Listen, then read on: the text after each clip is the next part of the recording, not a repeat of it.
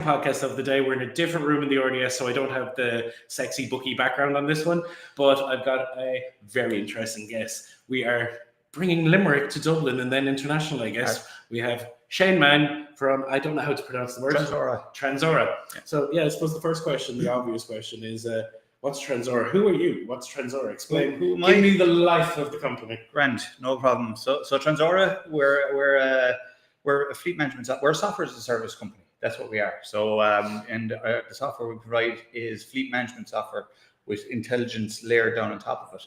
And I know intelligence is a bit of a buzzword, but basically we have all these fleet management systems. We've already got two in a minute, SaaS and AI. SaaS, I have a list. I have a big long list. But it's like everything else in this world. We have devices everywhere generating volumes and reams of information. And in the fleet world, be it trucks, buses, vans, cars, the amount of information coming off those vehicles about both the drivers and the vehicles is just enormous. And it's overwhelming. So the guy that actually has a 10, 15 truck company, like he gets up every morning and he's about, okay, what am I delivering today?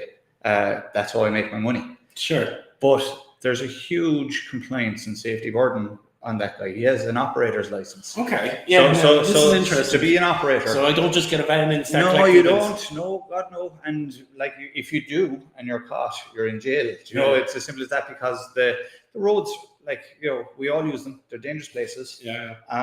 And the most dangerous vehicle out there, if it's been mishandled, is a bus. It's a truck. They're the big, huge ones. It's the big boys. They're the big boys. They're the wrecking balls. So if the vehicle is not in good shape or the driver is not in good shape, you've got something very, very dangerous up the road. Now, what I'm saying here is, and from having worked in Tranzaura, Joe, I wasn't the founder. I was brought into Tranzaura as the chief operating officer to build on the product, take it to the next level, and all those sorts of things. And then I inherited the CEO role, but I was not from a transport background. My background is technology. I started as a grad out of University of Limerick into analog devices. Very homegrown. Very, very. I haven't. Literally, I did 5 years ago. I'm 3 miles from where I grew up, and now I'm leading a technology company, and we're doing business on a global scale. Fucking love that. And we're doing that from home. We're doing it from Limerick City, right in the middle of it. I really like that, because, like, you know this as well as I do. Limerick has, for the longest time, had a shitty reputation in the Irish media, and it's unwarranted. It's not true. It's 1000%. You've got a city there with some very highly talented people. The problem down the years for me has been, we all leave because you have to end up coming up here to work for a JP Morgan. You have to go to London. Yeah. But like, seeing companies bring and go, right, no, we're staying fucking here. We're going to bring the talent here, and that's, we have it in the city. That's it. Like, you know, we have the university, we have TUS, creating great grads, and you need to give them reasons to stay. Yeah. You know, like you say, people go, and like I was offered jobs even when I came out of college, and I just happened to be lucky in that when I went to college, I worked my way through college, and I actually did the weekend shift in analog devices. Gotcha. And I did nights one weekend, I did days the next weekend, and I used to come off a night on Monday morning, and I used to go straight to college. So, you know, the reason I stayed was I'd done that all the way through college, and I said, okay, I'm taking a break. Yeah. And a bunch of us, 13 of us on a J1 visa, went to New York. I said, I'm doing that. I missed all that all the way through college. Sure. All my buddies had done it, and I was working, paying my way. And I finished the weekend job. I handed in my notice because it was actually a full-time role. I was working in the test department in analog. And so I handed in my notice, and they said, why are you leaving? I said, well, you know, I've been working this through college, and all my buddies have been doing J1 for 4 years, and there's one last chance to do it. It's the end of the 4 years, and they're all going again. I want to go with them. So, okay, but why don't you come back to a job with us? And okay, right. Is that an option? So is that an option? And sure enough, interview and offered a job before I left to come back to as a graduate. So I went away for my summer with my buddies, 13 of us. We were right Manhattan. We left absolute carnage behind us, and came home to that. That kicked me off my IT career in a very, very sounds massive, about right. Go away, cause some carnage, come back. IT. Yeah, sounds about right. Survive that, and then come back to a job. Came back to analog, and analog at the time was probably the most high-tech business in Limerick. Yeah. And I can say nothing but good things about analog. Everything I learned in analog in IT, Raheen Industrial Estate, everything I learned in analog, there's so much of it I still use today in what I'm doing with Tranzaura. There are a few lads that are actually working up there now, probably. Great company. Yeah. And it's been fabulous. Shout out to Mr. John Cremens, because I need to give him a shout out. And I have a list of them as well, and we should share this podcast into them. Absolutely, yeah. Because they're getting a lot of street cred here. But Joe, analog has been great to Limerick. Yeah. Analog is in Limerick since the 70s now. Yeah. And Analog they're and Dell still, are the two cornerstones of the city. Still big employer. They're still doing great I think things. that's why it hurt the city as much as it did during the recession, when Analog and Dell had Yeah. no choice but to kind of reduce workforces. But Analog didn't do as much damage as Dell did. Dell obviously moved everything off. But it was really big, and because I finished college at the start of the Celtic Tiger. Yes. So I basically came out into a realm where there was no work. Yeah. And especially in Limerick at that time, your options were and I had a product design degree. I was like, I'm fucked. Yeah. But sure, walking through Limerick City that time, it was like tumbleweed gone down the middle of the main street. I got a job at a phone shop. Brilliant. This is how this even came to pass. And even some of our software, end user tools, we have them as apps on devices for drivers, to do what they need to do every day. Around checking back. Yeah, let's actually focus. Back to on the Tranzaura. product itself. So essentially, what do we do? So we're basically, I spoke about the operator's license. Sure. So you have to prove to the authorities that you're doing everything that you're legally obliged to do to have a safe operation. And the only way you can do that is by recording information. Where Tranzaura started was in tachograph analysis and off the tachograph. And there's everybody, when they go to work every day, they have to adhere to a working time directive, which means you work X amount of hours in a week. It's averaged out. You must take breaks. You must be rested and all this sort of stuff. There's actually a more intense version of that for truck and professional drivers called driving time directive. There is. I know a little bit about this because I worked in Caroline back in the day. There you go. They're a customer of ours, by the way. Oh yeah, yeah. For the long hauls, I remember having the conversation. So driving time directive. So the drivers have to drive 4.5 hours. Must take a break of X amount of time. Yeah. And if they don't do that, that's an infringement. That starts opening up the company to fines. Starts opening up the company to kind of things like being audited around. Show me all your compliance information. All your drivers. Yeah. And if you're not maintaining good records and managing that whole thing in compliance, the authorities actually have the ability to restrict your operator's license, which means if you're running 100 vehicles, they can say for the next 6 months, you're running 50. Okay, so basically, so the penalties could be quite penal. So basically, let's say I'm like the Amazon drivers, they're obviously coming from Dublin down around the country. So when those guys are hitting whatever about hitting, we're not that far away, it's 2.5 hours. But if they're doing the return journey, they basically have to park up, stop.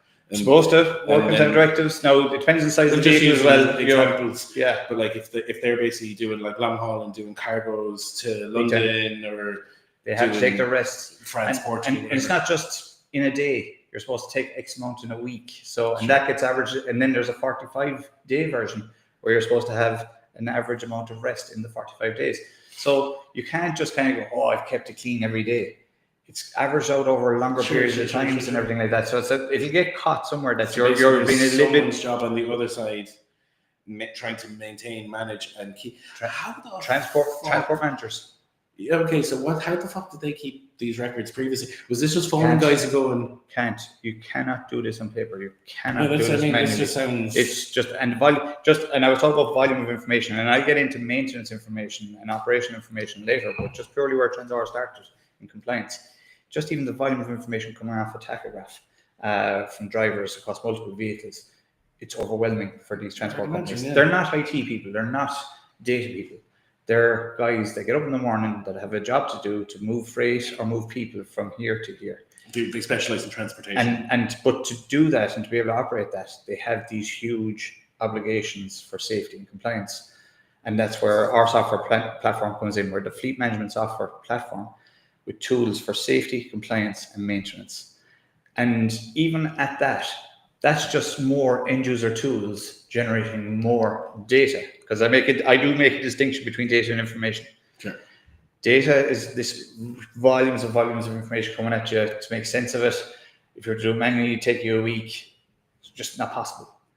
Information is when you take that information, you put it into systems that are able to present it back to you in nicely formatted KPIs where you can make decisions. Basically take all the fucking raw data and give it back in the dashboard. I can look at it and I know where my problems are and where I'm doing well, and I can run my operation now. And in my world, that's information. So Tranzaura are really, really good. Like, there's plenty of fleet management companies out there, Joe. We've loads of competitors in that space. But my own background, even having a technology background, I'm not from the fleet space or the transport space.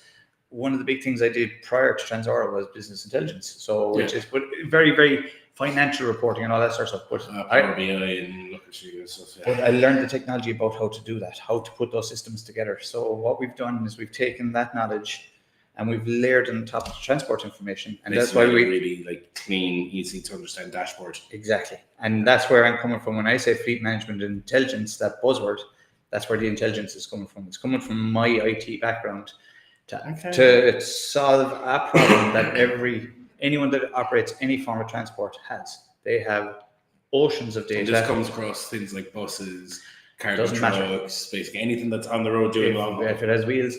To the extent that we've even kind of elevated ourselves another little bit, which really hasn't come through in our marketing or anything just yet, where we're talking about ourselves as asset management. So what's this space? So fire extinguishers you see in the wall, they have to be inspected, they have to be audited, they have to be certified. That's asset management. That's an asset that has to be managed. Right. So this is far reaching. We can take this to many, many places, but we have to be careful. We have to stay in our swim lane as well and kind of say, this is our space, this is what we focus on, this is what we do. Yeah, but that makes sense. Like, I'm thinking it from like an end customer perspective. Like, I'm ordering stuff. I'm always ordering stuff. I don't leave my bedroom. This is the first time in weeks I've left my bedroom. I have a daughter. I'm a work from home kind of guy, so I'm always ordering new toys on the internet. But like, essentially what it says to me, and maybe I'm wrong, and this is where I'm more than open to correction, by these companies keeping on top of their compliance, it means that like when I'm ordering stuff that this is when they say 2 to 3 days or whatever, you have a defined, predetermined timeline for expectation of delivery because it's gone, aka we know the parameters of this delivery journey in advance from where product source to the product end. Yeah, you have it.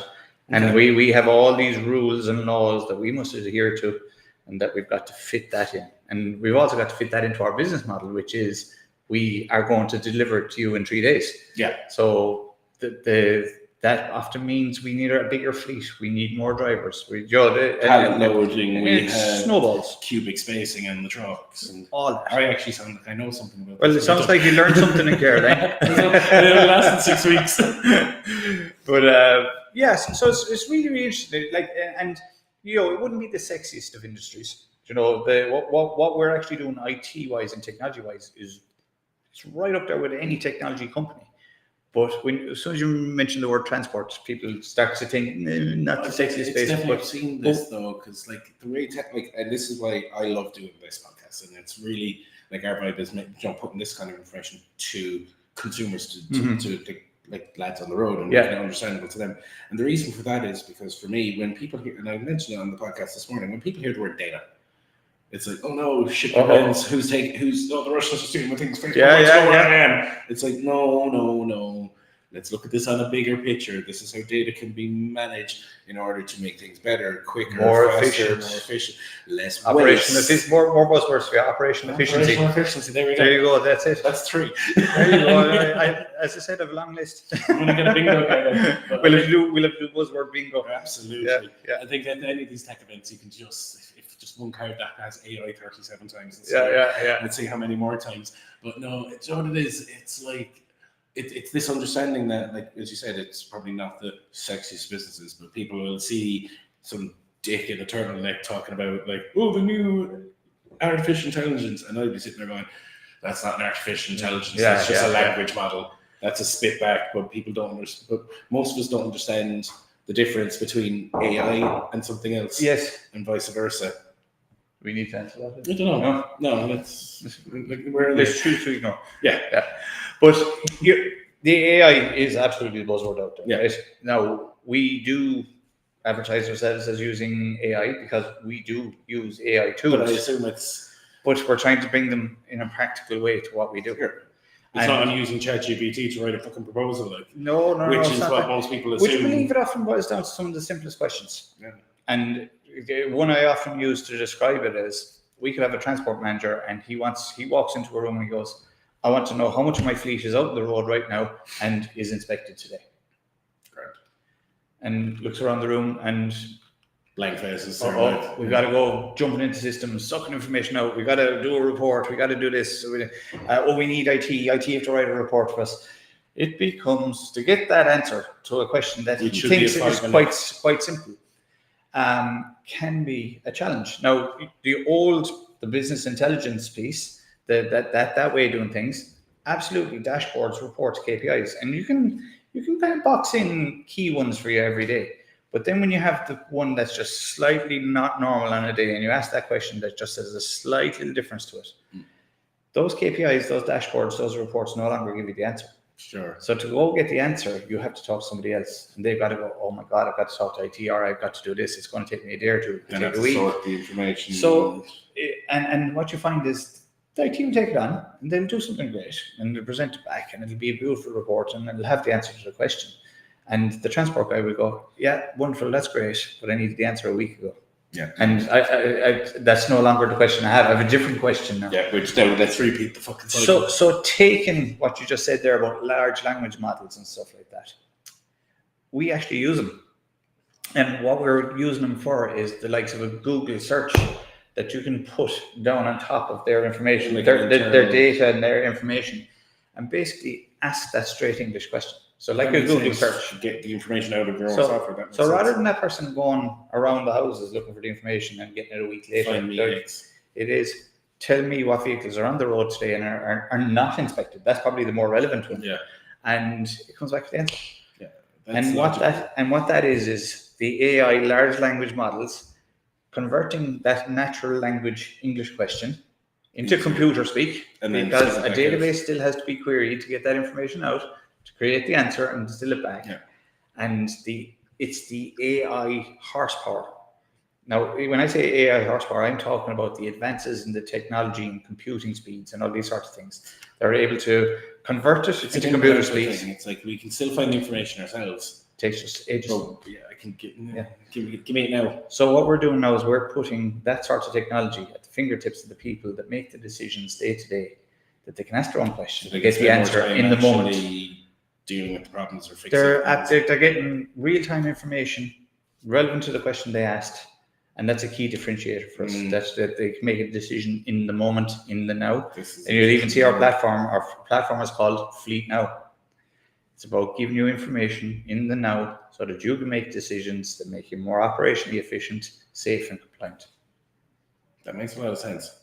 I hope so. It's what we're selling. Well, it just makes a lot of sense because, like, as I said, it's this, I find it funny because people go, "Oh, he's going to take my job." And say, this is the exact example of an AI. No, it's not taking your job. It's supplementary. It's a supplementary tool to help someone be better, faster, more efficient. And guess what? They're going to get more shit done. Which means the company they work for is going to perform better. It's going to grow. It's going to create employment. Which means more people get jobs. I'm going to get a pay rise. I'm hopefully going to get a big bonus at the end of the year. 1,000%. I think there's especially in these spaces, there's this kind of like messed up ideology of it's a replacement. It's not. Exactly how you're implementing it is exactly the way anybody that has ever implemented AI into the business will try and explain it. So no, this is like this. Yeah. We have all the information. Why would I spend a week looking for it when I can get it now? Exactly. And I can get back into doing what I need to do. Exactly. And as you said, then in terms of the data management side, it's obviously how you're processing that data, bringing it all into an internalized platform so that the transport managers can go, okay, cool. We know we have 50 bags out right now. 20 of them have been scanned. 10 of them need to take a break soon. We have all this. Yep. And then it's done. You're there. And that's kind of where Tranzaura started. So that we were very much on that operational compliance driver side.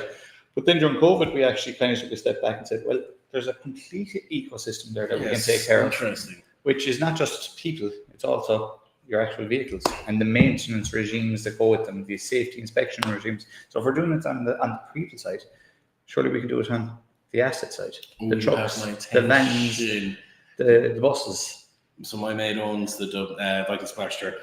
Very good. So fleet of random things that need to be checked every couple of weeks. between every trip. That's the driver one. That's the walk around driver safety inspection. We've a driver app for that on your mobile there's phones. another layer as well. Okay, So, right. so Let's go back to the operation. That's the driver Let's daily get to space. this one. So the operational one. Then that vehicle actually has got to go away into a workshop every couple of weeks on a regular cycle and be fully safety inspected by a trained mechanic or trained engineer. So it's not just the driver doing it every day. Sure. This is the safety and compliance obligations these operators have. It's huge. It's enormous. They can't operate a vehicle that goes from the road into water with passengers and not be maintaining it in the most optimal condition that it could be religiously. No, because I've seen it because I went out with him for half a day one of the days, and I was just like, "You do this every day?" Yeah. And then that has to be taken out of operation every couple of weeks for a full safety inspection. But still, they've got to serve their market and make money. So which means you have to have spare fleets. If let's say I own 6 vans. You probably need 7 because you're constantly cycling the other ones out so that you can safety inspect them and maintain your compliance and safety obligations. How does your product then, where does that fit within this? So again, safety and compliance. Where that starts, there's 2 elements actually to it. There's the maintenance part of it that you've got to do regular servicing. So that's got to be on your schedule. We get that from tracking and telematics. It either does it by usage or by time. So if I've done 10,000 kilometers in 3 weeks, I've got to bring it in and do a service. Now that's more rational in that I need to keep that vehicle in tip condition so I keep making money off it. Yeah. But then you have your compliance and safety obligations where you've got to bring it in and ensure that it's safe. You've got to inspect hundreds of things. Yeah. So it has to go in for a day. It has to go in and be checked out.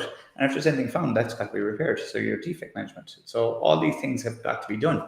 So as part of being an operator, when you scratch the surface in terms of what these guys... This isn't a boring industry. Who the fuck thinks this is not an industry? I'm fascinated. But it's only when you get into it and understand it, and you now see what these guys running trucks and buses have to do every day to deliver a service. You start to become very, very kind of. You know what? You look at them in a different way. In my head, in terms of there's companies I know who do. Like Carambola Kids based in Limerick, the food delivery company for schools, they have to obviously go through these compliance things. And they're a company that just delivers apples and sandwiches. Like, they're professional drivers. Yeah. Like I'm thinking, like if I think of their business, I'm thinking kids' lunches. I'm not thinking... You're thinking about the guys in the kitchen packing it up. Yeah, and then it's going to kids, but missing that piece of, how does it get there? Well, obviously they have... the fleet of vans in there need to be doing. Yeah, and that's a cost of their business. So unless if they've got to manage that cost, and if that cost gets out of control of them, they can make as much money out of their actual product. But if they lose control of the costs around the transport operation, they're dead in the water. That's so cool. Well, not cool if you go dead in the water, but it's just really interesting. Yeah. So it's like obviously on the first platform we have like the company overview. On the second part, it's like the vehicle commissioning, and then the third part is obviously the vehicle/driver day-to-day.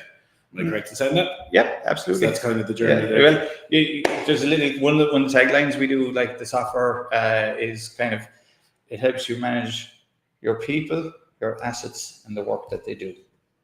Damn, it's straightforward, right? It's almost like you've done this pitch before. You think. But even then, for like us as a software provider, when you start peeling that back and the exciting technology company, we're a Microsoft partner.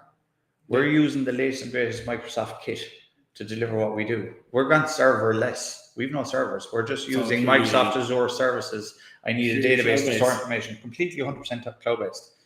Now, what that brings is other things as well. Because we're operating on such a scale. Stuff off a homebrew server, and we wouldn't ask. They're going, we're doing mass adoption over here. 10 minutes. We wouldn't be allowed to operate because we would have no cyber protection, which is another huge thing for us. So as much as we do all these great tools and everything like that, our customers have got to trust that we're the guardians of their information. And sure. You can never say never in IT. You can never say never about cyber or anything like that. But you do the best job you can do in making sure that you've done all the right things to be protected from cyber type things. And they're the reasons we operate with Microsoft Azure. They have all the tools. So it's as buttoned up as we can be. So we're regularly pen tested by different clients where they absolutely hammer our system looking for holes. And often, because the things are moving so much, things change. We thought we had a really good security posture 6 months ago. We do a new one, and there's 2 holes found. We've got to then scramble, and and you don't just patch up a hole in security. That's a huge developer effort, because you're going to make a change to your platform. You've got to be sure it doesn't break other things. So there's a whole developer technology management lifecycle behind it. Yeah. So we spoke about our clients, but when it comes to what we're doing, we're building that company in Limerick. We're hiring those people with those really, really class, high-end skill sets. I'm really happy that there's a company like this in Limerick. And there's more. There's absolutely a city centre. In fairness, I'm going to give people in Limerick the 2030 project. James Collins is the chairman of it at the moment, where they're renovating and upgrading Limerick City Centre and trying to draw people in there. Down by the river. Beautiful. And the buildings and everything, and the way it's been transformed down there is fantastic. The new skyline is going to be gorgeous. You have WordPress as an office down there. You have EY, you have Verizon Connect. They're all top-end international technology companies. Yes, but even on the other end, like I've been obviously doing, so in the last year I've done the NDRC pre-accelerator, that was actually in Cork. Did the startup sprint, that was in Cork. But they did the first startup sprint this year in Limerick. Yes. And I got to go mentor because I won. Yeah. They won some shit from them last year. So like myself, David, there's about 4 or 5 of us that were in the Cork and Galway programs who were all from Limerick trying out. And it was like, it almost became like a trigger light of going, maybe we should have something in Limerick. Maybe we should have something in Limerick. Yeah. And then that event had, I think it was 100, 250 people in the WP building that day. I was blown away. I was like, this is how many people in this city are trying to do startups. It's actually, Limerick is unknown at the minute. And the city centre has turned into a real technology hub. Yep. And WP building and Limerick wasn't being seen in that light.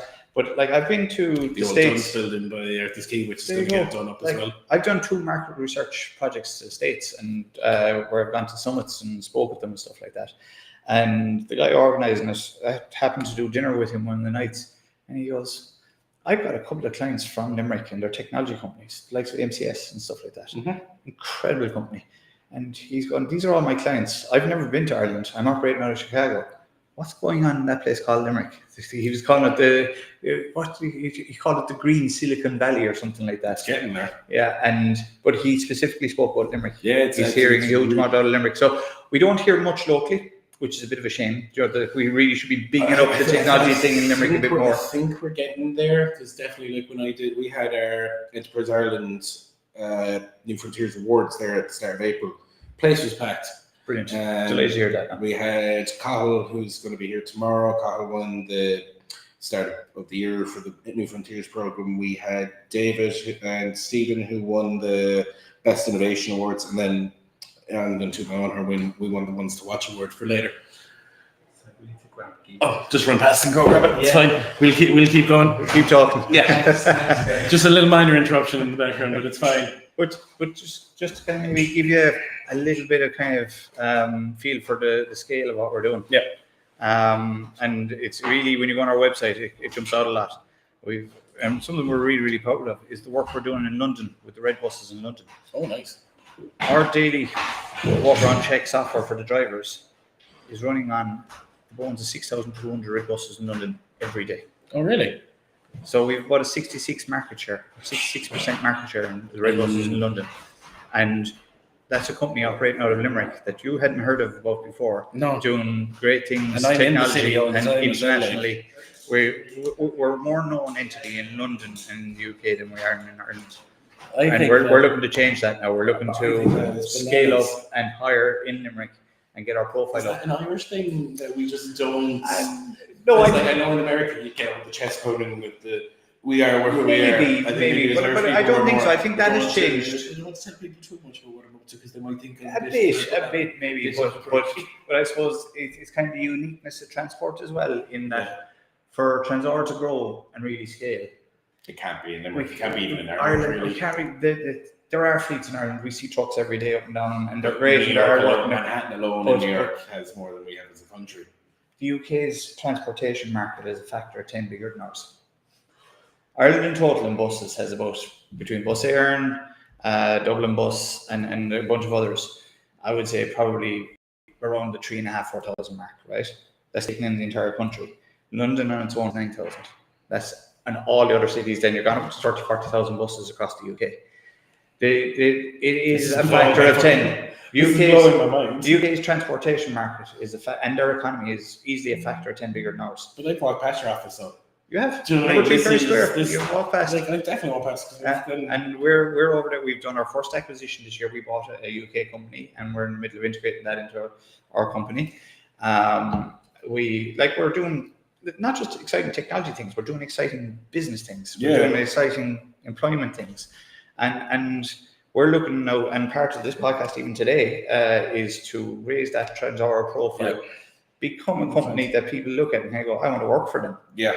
And that's what we want. Sexy. Transport is sexy. Absolutely is. So transport technology is sexier. That's a calendar. and transport technology is sexier. Yeah. No, it's actually fascinating because I didn't actually think of the detail of like the amount of touch points that people wouldn't even understand, or even the companies that people don't even think of. Like, as I use the example of the kids' lunches. I was like, oh yeah, they need this software.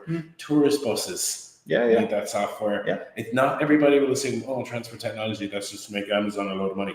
It's like, it's not. It's actually about overall business efficiency. Yeah. And for a customer, it means you get your stuff faster and in a reliable fashion. And it was delivered in a safe way. Yeah. Especially if you're buying certain things. Like if you're buying things, like you want to know that it's going to get there safe, on time. And then you've got your ESG type things. So I want to know it's been done in an environmentally friendly way. Sure. So what's happening now with fleets is they're transitioning from diesel engines to electric engines. Okay. And in the UK, they're much further down the road than we are here in terms of that adoption, particularly in buses. But now what you've got is this whole new world of battery management. And everybody is this like the next phase for Tranzaura? Well, we're in the middle of it. We're working with the likes of Alexander Dennis, Wrights, with these manufacturers of buses, where they're building these buses. They're electric, and they have all this other information that they need to get to their clients, but they've no way of getting it there. So they use the likes of us to connect in, suck that information out, and present it back to our clients. And where this becomes important is mobile phone. Yeah, every one of us have a mobile phone.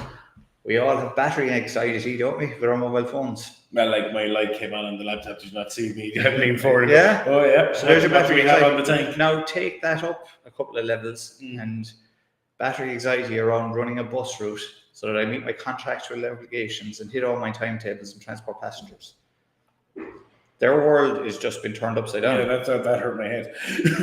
They have to know that bus is capable of running that route all day, that its battery is in good condition, that it's fully charged. But that's fine. It worked out today. But it's that what tomorrow? That it can charge fast enough to be ready for so tomorrow. There's huge charge. Or can they get 2 or 3 days out of a battery? That won't get at the moment. But what they do have is they often have a bus that has 20% charge left over after a day. But now they've only got X amount of chargers in their garages. So they now have to have parking strategies for overnight buses to charge them relevant to the route with enough charge for tomorrow. So they need to know the state of the battery coming back in so that they can charge it to the appropriate place, get it charged to X amount so that it can run a particular route tomorrow. And that's very, very fluid. So in the past with diesel engines, it was just park them in lines. I'm picturing like Thomas the Tank Engine base and just everything moving. Yeah. The old way, diesel engines, you just filled the tank and you parked it. It was ready for tomorrow. It didn't matter where it was going. Yeah. Now they've got to take in the profile of the route that bus is going to go on. Has it got hills? More battery temperatures, hot temperatures, cold temperatures, more battery drain, air conditioning. The complexity of running public transport has gone up notches. So now we're back to where Tranzaura really kind of excel in that we connect to all those places to get that real-time information, we're able to bring it back, put it in front of those people, and they're able to make decisions based on it. That's really, like, it really simplifies that, like, Because buses like I'd imagine transportation is a huge environmental factor in terms of diesel engines now, so it makes sense that they're going electric. I wouldn't have thought of the complexities of trying to manage routes, because I would have been the case.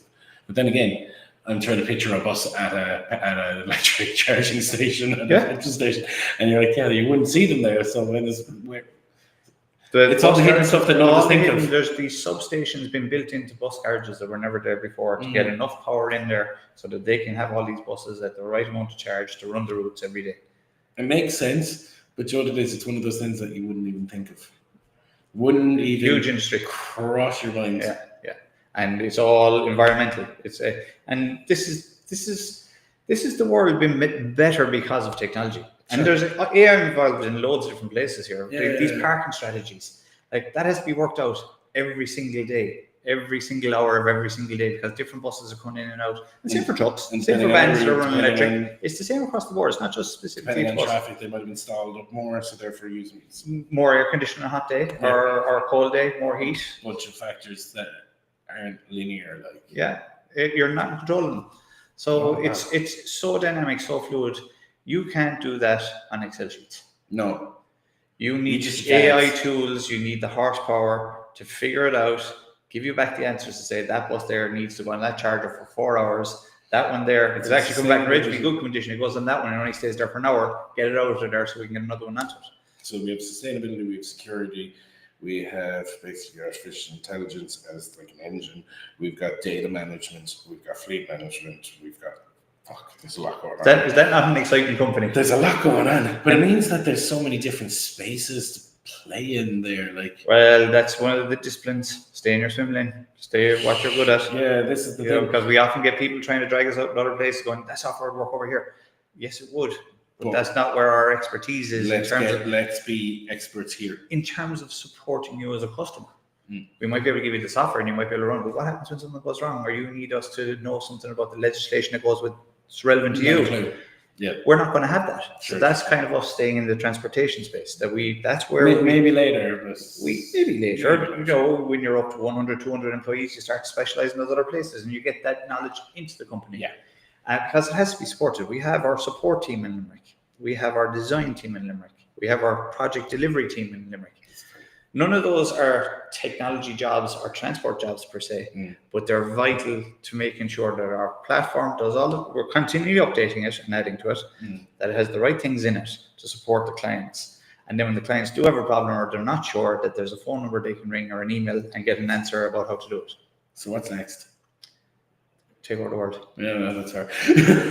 Nice and simple. Just take it on. Well, we've gone public with the statement that we're investing in our future. Yeah. We're scaling, but we're strengthening our Limerick roots. That was in the papers, the local papers in Limerick, just in the last week. Last week or so. So that's what we're doing. And to scale, we have to look at other markets. We have to make sure that our platform keeps evolving and that we're adding the people we need to do that.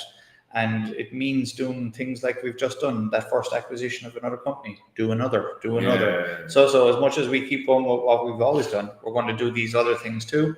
It's going to take us further out into the globe. It's going to take us into Europe. It's going to take us across Australia. It's going to take us into the States. You're in Mungrett and I'm in Rain. There you go. It took us to meet in fucking Dublin to have this conversation. And then, well, listen, you don't know, you're 5 minutes down the road from where you're more than welcome to call out to the house. I can do it from my house, or I call into you. Very interested. Better again, come into our office. I will absolutely have to pop into town to see this. Yeah. But this is so interesting. I'm a bit flabbergasted because I didn't think a transport and tech talk would actually be as in depth as this thing. So I'm actually I'm proper wow, this is a way more interesting space than people give it credit for. And this is the purpose of me talking to you today. I'm trying to demystify to attract the right people into the company. Yeah, 100%. To help us grow. And there's definitely the talents in the city and beyond. But I suppose because we're here, we definitely have to talk about being here, right? And then before we go, absolutely. So we're, as I mentioned at the start, and the other podcast we've already done this one. I'm going to be doing another 1 or 2 today. I got another 1 or 2 going on tomorrow. I'm probably the busiest tech reporter in the country right now, and I don't get paid, so somebody needs to start paying me. But we're in the RDS. We're at the Dublin Tech Summit. We have, a few thousand have already come through the door. We've startup pitch competitions going on upstairs. place is really lively. Like, you're doing a talk tomorrow, is Tomorrow, I'm on a panel tomorrow about the sentient city. Sentient city. How AI is being used. I don't want you to give up the whole talk now, but give us like a little... Basically, it's how technology and AI is going to be used, or is being used, can it be used to make cities more livable? Yes. You think? The technology is there. Yeah. But everything you need to do to actually get traffic lights integrated into Google to tell you where there's a problem and redirect traffic to other streets, or change the direction of traffic going on a street. Or the ones in that's not going to happen. That are done by people power. And what you'll often see is adoption of technology takes 10, 15, 20 years. So we're talking about the technology of the future here for running cities and stuff like that, and AI and sentience and all that sort of stuff. The smallest change in a city council, there's legislation, there's layers, there's safety, there's compliance, there's all these things have to be done before you even start talking about the technology or the actual project. That takes years. I'm probably going to have to pop by and see this talk now. So, well, there you are. And the reason, and I'm actually not in there as kind of say one of the evangelists looking, this is going to be the future. I'm actually a little bit more there as someone that's operating in the here and now. Sure. Because we're in the supply chain. We're right in the middle of the supply chain, be it the delivery of goods into cities, or it's not pie in the sky, or the operation of buses. We know what's going on day to day. And we're bringing AI to the day-to-day stuff, the here and now, whereas other guys are actually developing and designing for the future. We're using it in the here and now. And when everything is right, everything works. Sure. But how many days in a year is that? Can you make that statement? You'd be lucky if you could do it in one hand. Yeah, I was just thinking. And you take this back to Holyhead. There was a lot of press coverage about Holyhead and the port being taken out of operation there at Christmas. And I was numerous interviews about it. I was on BBC radio shows and everything about it. And it was a shock to the supply chain and the ripple effects of it. Yeah. The ripple effects of this was goods and foods and everything stuck in Holyhead that were supposed to be in Ireland in the Christmas run-up. Yeah. How, in the name of God, were they going to get all that out of Holyhead because the port was gone? Yeah. And get it to Ireland so they could save Christmas? And what I can tell you from being talking in the middle of that and being involved with the operators and stuff like that, what they did is nothing short of miraculous. Yeah. They saved Christmas this year for Ireland. Nice. The attitude was, it's all the unseen. It's roads don't have gates. That was what one fella said to me. We can get to different ports. We've got fuel. We've got wheels. We've got drivers. Tell us where we have to go. We'll get there. Put it in the vents. Now, but they couldn't do it outside their safety obligations. Their driving directive, they were restricted in the amount of hours they could work. Yeah. But there was a derogation to allow them to drive a little bit longer to get to the reroute. They had problems getting into the port to get the trailers back out. The trailers were already in there. The tractor units weren't. The tractor units dropped off the trailers and took off looking for more. Yeah. So you had to get trucks there just to get the trailers out to move them somewhere else. The operation was nothing short of Dunkirk. It was amazing what they did and what they moved, and they worked like demons, and they did it. They pulled it off, and they had other complications. Like you wouldn't believe the amount of Irish people that come home every Christmas using the ferries. Oh, I would. So they were looking for extra capacity on ferries, and guess what? There was already passengers on it with all that capacity gone because of the run up to Christmas when they traditionally have all their work done. Yeah. So they had to find more ferries, they had to get extra ships. It was just mental what was done. And, this brings me back to something very, very human and something I do when I'm on a bus now or when I meet a truck driver on the road. I salute them and I say, thanks. Just give him a wave. I give him a wave. I'll say thanks to a bus driver in London. And do you know what? Thank your bus drivers. We all should do it. I know we all do it. You get a nod back. Yeah. They actually appreciate it. And your transport fellas, your truck drivers, you're stuck in traffic behind a truck and you're giving out about that truck guy. That guy is doing his job. He's responsible for goods that you use every day in your house or in your business. The only ones I don't like are the ones with the logs in the back because I've seen Final Destination in my whole generation. My whole generation has been ruined by that movie. You see one of those logging bags and say, I'm changing the fucking life. You know what? Those truck drivers and this is again some of those unseen things about them. They do more to make the road a safe place than an unsafe place. Yeah. I've spoken to drivers who have managed traffic where they slowed down because they could see further down the road an incident, and they were actually able to control traffic behind them because of the size of their vehicle. Yeah. And they slowed it and managed it. You've seen in the news someone, unfortunately not in a good headspace, standing on the side of a bridge, ready to, and truck drivers will put their trucks in underneath it, so that when they jump, they land on the roof. There's something, and they stop the traffic. They do more for road safety than people think. Yeah. They are constantly watching, evaluating what's going on around them, and they're almost traffic management on the fly. They're real-time traffic. They're traffic wardens. And the whole Hollyhead thing, people were kind of, and in COVID, people were all very, very kind of like rounds of applause for the people doing deliveries and all this sort of stuff. But that's very fleeting. When that's over, everybody, there you go. Shoot it in. But that's very kind of moment in time. And once it's passed, everybody forgets about it, and then start whinging and moaning and complaining again until the next big event. Gotcha. And so, as I said, my background is not transport; it is technology. But the level of respect I have for people in transport, from what I've been working on over the last couple of years, is gone up through the stratosphere. They're great people. It's a great industry, very hard working, and very honest people. I think that's a good place to wrap it. If anybody wants to get in contact with yourself, find out more about the company, give me the big whole jazz hands moment. Oh, it's www.tranzaura.com. Number 3 Perry Square. Ring our phone lines. Look up our jobs. You can also find Shane Mann on probably LinkedIn. LinkedIn, you'll see me there. Find the company on some of the other social channels, probably LinkedIn as well. If you go look for us, you'll find us. Yeah. It's almost like fans know how to be seen, right? From our side, that is the second of, I don't know how many podcasts we're going to do here over the next couple of days, but yeah, this has been brilliant. Thank you so much for coming. Appreciate it. You'll be able to find this on YouTube, Spotify.